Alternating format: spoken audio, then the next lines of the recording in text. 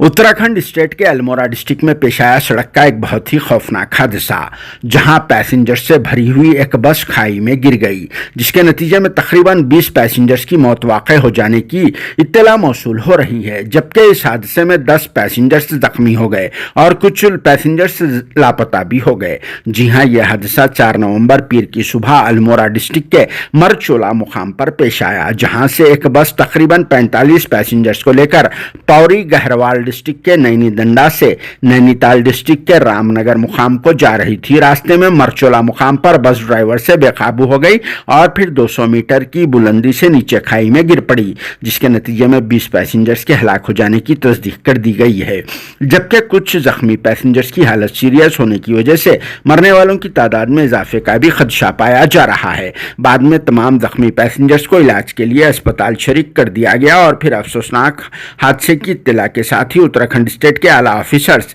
Rescue operation अमले के साथ यहां स्पॉट पहुंचकर राहतकारी के काम को शुरू कर दिया और फिर दूसरी तरफ एनडीआरएफ की टीम को भी यहां तलब कर लिया गया था, क्योंकि यह हादसा बहुत ही खौफनाक था और फिर मज़कूरा बस बुलंदी से खाई में गिर जाने की वजह से बुरी तरह से डैमेज होकर रह गई, जिससे यह अंदाजा लगा लिया जा सकता है कि बस का यह हाल हुआ है तो पैसेंजर्स का क्या हाल हुआ होगा। कई सारे पैसेंजर्स के हाथ पैर वगैरह बुरी तरह से डैमेज होकर रह गए, जिसकी वजह से स्पॉट पर बहुत ही दिलखराश मनाजिर देखने में आए, जो अपने जख्मों को ताब न लाकर मदद के लिए आवाज को बुलंद कर रहे थे और फिर इस हादसे के बाद सैकड़ों लोग भी यहां इकट्ठा हो गए थे। बाद में उत्तराखंड के चीफ मिनिस्टर पुष्कर सिंह धामी ने इस हादसे पर अपने गहरे दुख का इजहार किया और तमाम जख्मियों को बेहतर से बेहतर अंदाज में इलाज करने की अस्पताल वालों को हिदायत दी है और इस हादसे की मुकम्मल जांच कराने की भी ऑफिसर्स को ऑर्डर्स दे दिए हैं।